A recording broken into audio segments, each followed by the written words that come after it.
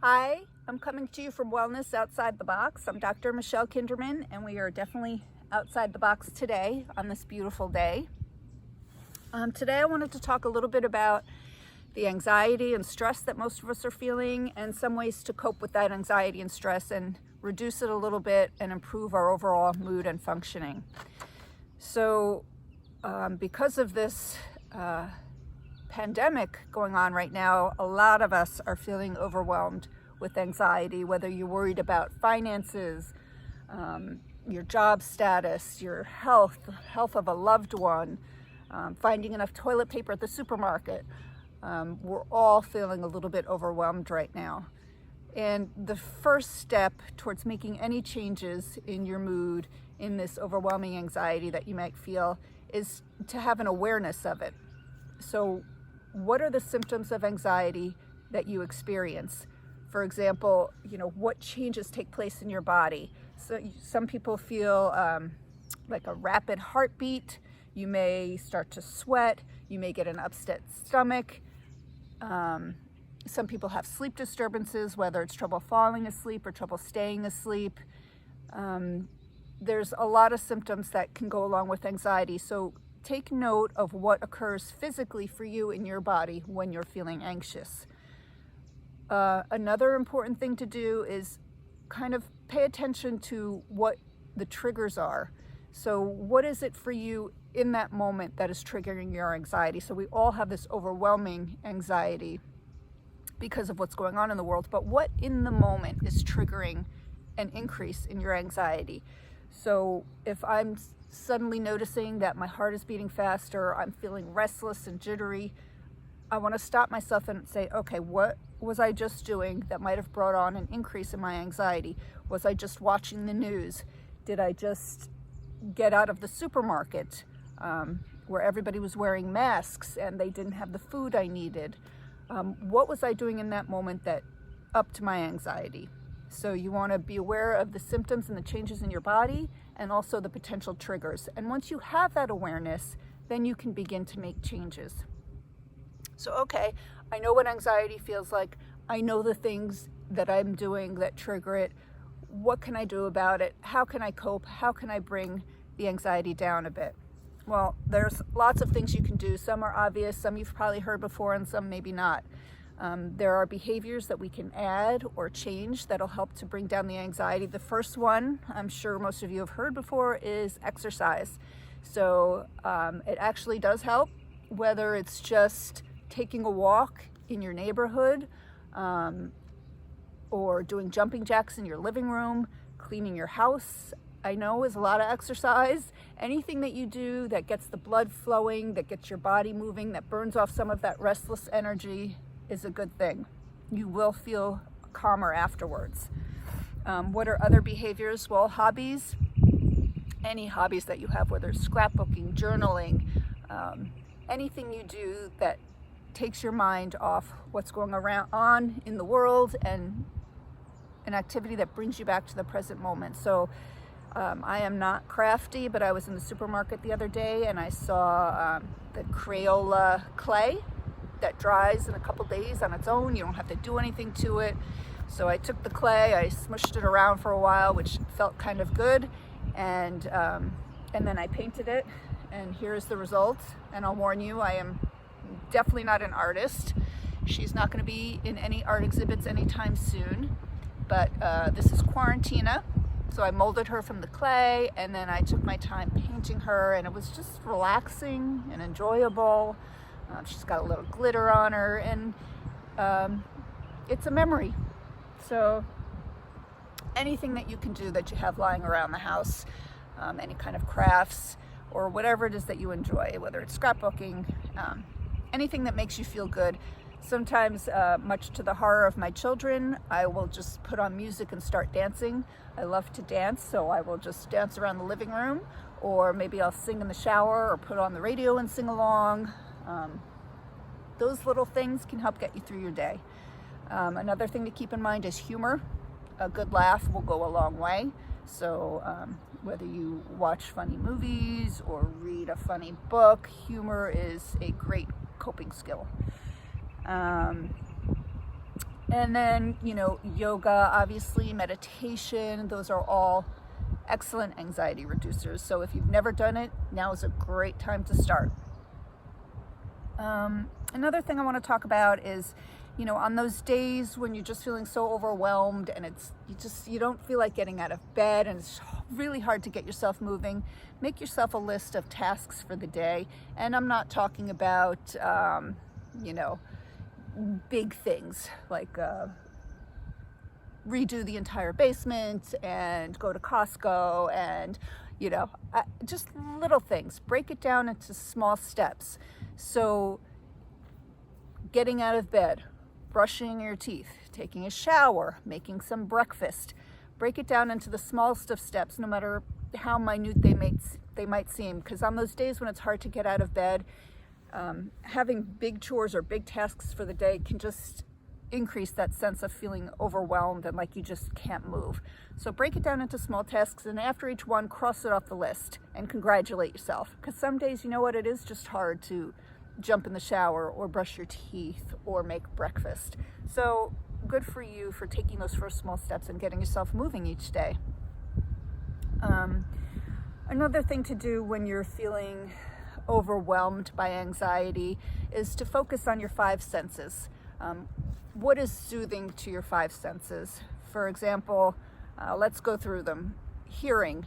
So you can play nature sounds on your computer. You can put on your favorite music. As far as vision, you can go outside. I go outside and look around and I see the blue sky and the green of the trees, and I listen to the nature sounds, and it's soothing. As far as smell, if you have flowers around, candles, scented candles, aromatherapy, they say that sandalwood, lavender, and chamomile are scents that tend to bring a sense of calmness. So if you happen to have those, smell them. Let's see, we do, taste. How about taste? So make yourself a nice cup of tea. Have a little bit of your favorite ice cream.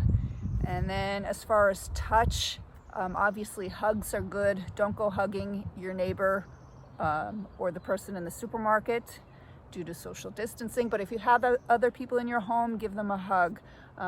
If you have animals, petting the animals is good. If you have a furry blanket, anything that feels good to you, that's soothing to you, put on your favorite, most comfiest, coziest sweats or jammies. And let's see, did I get them all? Taste, smell, sight, touch. Am I missing one? Well, you get the idea. Something else we can talk about when you're really feeling overwhelmed, it's something called grounding. And if you Google it, you'll find lots of ways to do it. One thing I recommend, and you can do this as an experiment, it's very hard to focus on anything else when you're holding an ice cube in your hand. So go ahead and try it. Take an ice cube and hold it and focus on the sensation. So when you're feeling anxious and having those racing thoughts and you can't slow down your body, you're jittery and you can't slow down your mind, hold an ice cube in your hand and focus on the ice cube. What does it feel like? It's wet, it's cold, it's slippery. And after a while, it actually starts to hurt because it's so cold. And I can almost guarantee you that when you're focusing on that ice cube, when you're holding an ice cube in your hand, it's very hard to think about other things. You can try tasting a lemon. That will shock you into focusing on the taste in your mouth and the sourness of the lemon. So those are some quick tricks you can do when you're really feeling that overwhelming anxiety and you need to focus back on the present moment. And of course, reach out to people. So reach out to friends, family members, call, FaceTime. If you need to, if you're really struggling, call your physician. There are tons of free virtual webinars right now. There are virtual therapists who are doing therapy. You can shoot us an email at info@wellnessoutsidethebox, and we can do virtual therapy with you. So reach out, use those resources that are available right now, and now's as good a time as any to reach out for help if you need to. So those are basically behaviors. I want to shift now to talk a little bit about thoughts, what you can do to stop those racing thoughts and those worries. And basically the goal is to take that anxiety, take the worries, take the stress, put it in a jar, put it on the shelf, and close the closet door. Take a break from it. It'll still be there later in the day when you want to get back to it, I promise. But you want to take breaks from the anxiety throughout the day. Well, that's easier said than done. How do we do that? That sounds great. How do we do that? Well, there's a few things. You need to shift your focus as best you can to the positive. So that's also easy to say. But how do you do it? Well, you want to break yourself out of that negative loop. Focus on what is good in your life. There are still things that are positive, not just in your life, but in the world. Small things. So right now I'm grateful that it's not cold and snowing and that I can be outdoors without freezing. I am grateful for that. I am grateful that I gave my dog a bath yesterday and she's not so stinky anymore. So any little things in your life that you can find that you're grateful for, shift your focus to that for a little while. And gratitude can really help to put you back in a positive loop instead of a negative one. What else can we do? Well, we've got to accept what we can't change. Right now, we cannot change what's happening with COVID. We don't have a lot of control over it. All we can do is social distance, wear our masks, all those general guidelines. So we have to accept that we can't change that. But also know that worrying about it and stressing about it and feeling anxious all the time isn't going to change anything. So although it's normal and it makes sense, you want to try to take a break from it because it's not helping you, it's not changing the circumstances, and in fact, it's making your life more difficult. When you're feeling that overwhelming anxiety, it's hard to problem solve, it's hard to think clearly, it's hard to function effectively. So try to take a break throughout the day from the anxiety by focusing on the positives in your life, by thinking about what you're grateful for, by thinking about what is still good in the world. I've actually seen a few good things going on. People sewing masks and donating them to hospitals, people cheering on the first responders, people going food shopping and bringing it to the elderly or people who aren't able to leave their homes. So there are lots of good things going on in the world. I've found that even when I go to the supermarket, people have been kind and patient and friendly. And I've noticed it and I appreciate it. So try to focus on those positives and what is still good in the world, what is good in your life, what you're grateful for, and break out of that negative loop when you can. Intentionally focusing on what is working rather than obsessing about what is not. So, it's a conscious effort you have to make to shift your focus throughout the day. Welcome humor. We talked about that before. A good laugh will go a long way. Another thing that's easy to say but sometimes harder to do is try not to obsess about the judgments of others. Whatever decision you've made for yourself in your life at this crazy time is your business. You have to do what works for you and your family, what helps you to feel safe and stay healthy and strong. So try not to worry about the judgments of others and try not to judge others because everybody's in a unique situation and has to do what's best for them and their families. I also want to talk a little bit about mindfulness. And I'm sure most of you have heard the term before. And basically, to simplify it, mindfulness involves focusing on the present moment. And anxiety is sort of the opposite of that. It's worrying about the future. What if? Worst case scenario. What if this? What if that? Oh my goodness. It's a lot of future focus and worry. And when you're anxious, you're usually not in the present moment. And by present moment, I don't mean, after this, I'm going to do laundry and then I got a food shop. And I don't mean about present moment like today, what you're going to do today. I mean right here, right now, this very moment. So if I were to stop myself and focus right on the present moment, I would close my eyes, take a breath, and use my 5 senses to tune in to where I am and what I'm doing in this moment, thinking about the beauty that's surrounding me, feeling the grass, what the grass feels like, what it looks like, what the warmth of the sun feels like, what the colors around me look like. And focusing on my 5 senses really brings me to this present moment. So, I'm not focused on what the news said this morning. I'm not focused on how it went at the grocery store. I'm really right here, right now, in this moment. And when I do that, I'm not anxious because I'm not thinking about later or before or any other time. I found a quiet place that's calm and peaceful, and I'm really able to focus on the present and drown out the rest of the world for the moment.